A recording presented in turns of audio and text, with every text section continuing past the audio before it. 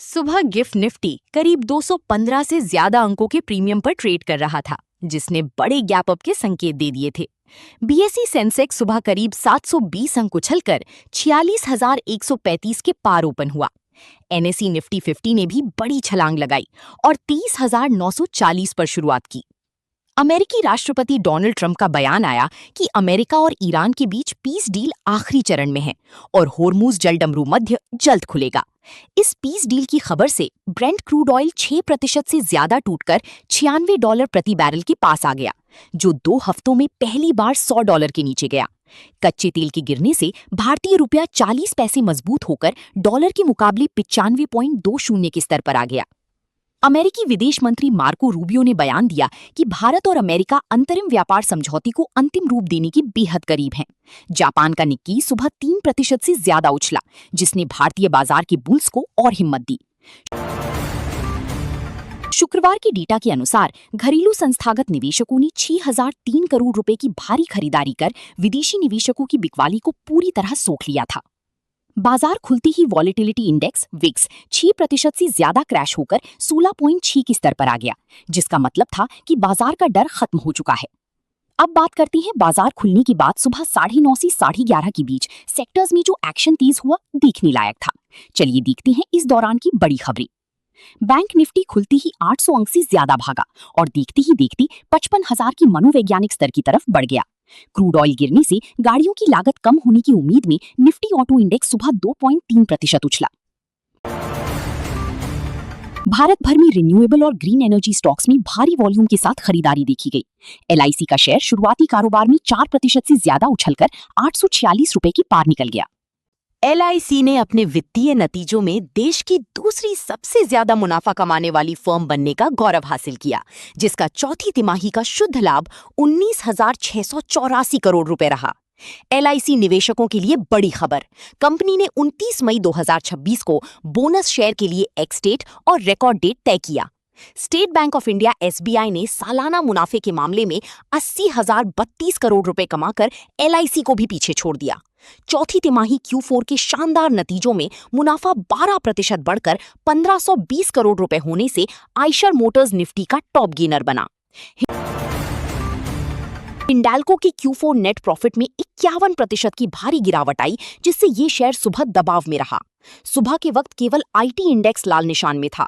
Take Mahindra और TCS में मामूली गिरावट देखी गई।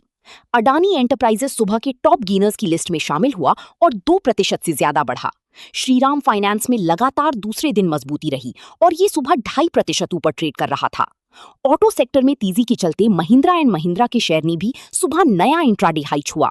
देश की सबसे बड़ी प्राइवेट बैंक ने बैंक निफ्टी की रैली को लीड किया और 1.5% ऊपर ट्रेड किया।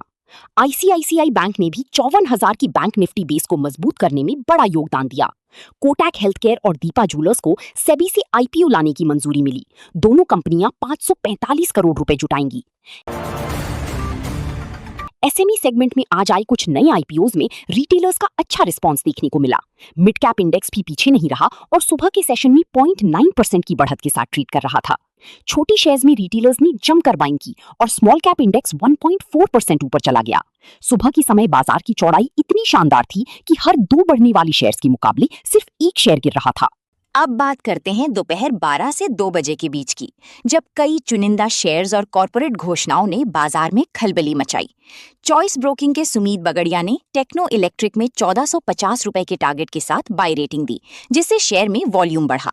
एमएफएसएल का शेयर दोपहर में 1680 रुपए के स्तर को पार कर 1800 के टारगेट की तरफ बढ़ा। एक्सिस बैंक के शेयरों में दोपहर तक 3% की बढ़त दर्ज की गई और इसने बैंकिंग रैली को मजबूती दी। क्रूड ऑयल की कीमतें घटने से पेंट कंपनियों के मार्जिन सुधरने की उम्मीद में एशियन पेंट्स 1.5% भागा। एफएमसीजी सेक्टर भले ही सुस्त था, लेकिन एचयूएल ने निचले स्तरों से 1% से ज्यादा की रिकवरी दिखाई। आईटीसी और टाटा कंज्यूमर में कमजोरी के कारण दोपहर में निफ्टी एफएमसीजी इकलौता सेक्टोरल लूजर बना रहा।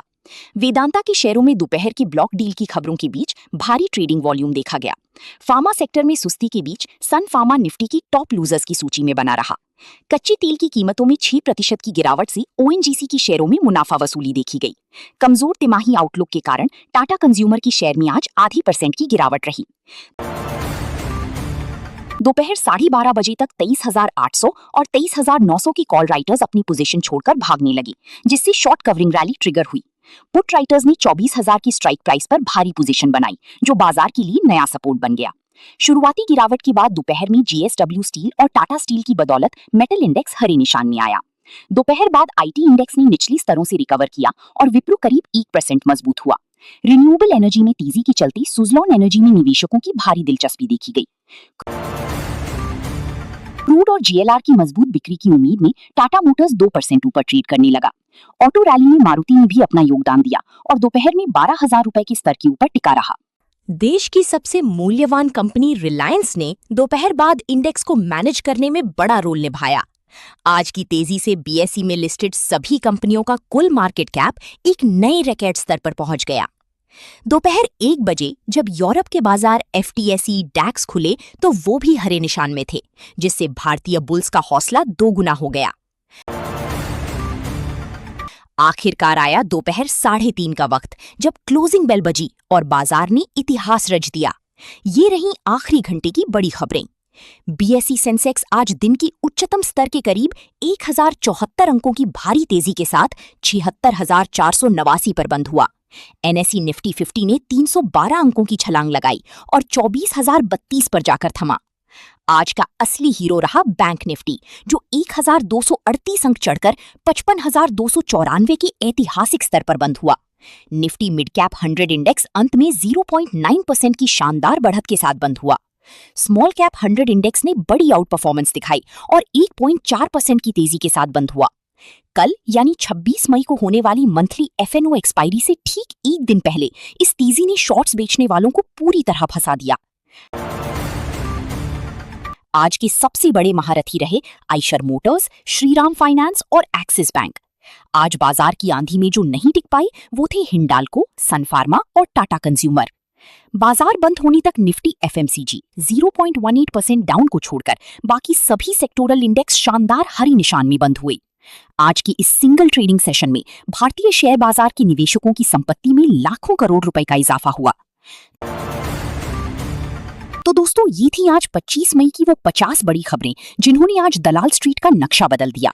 US ईरान पीस डील और कच्चे तेल की इस गिरावट ने बाजार को एक नया बूस्टर डोज दे दिया है। आपको क्या लगता है, क्या कल मंथली एक्सपायरी के दिन निफ्टी 24,200 का स्तर पार कर पाएगा? अपनी राय नीचे कमेंट बॉक्स में जरूर बताएं। अगर आपको ये वीडियो और हमारी मेहनत पसंद आई हो तो वीडियो को लाइक करें, चैनल को सब्सक्राइब करें और अपने ट्रेडर दोस्तों के साथ शेयर करना ना भूलें। मिलते हैं अगली वीडियो में, तब तक के लिए हैप्पी ट्रेडिंग और धन्यवाद। शेयर बाजार जोखिमों के अधीन है। निवेश करने से पहले अपने वित्तीय सलाहकार से सलाह जरूर लें।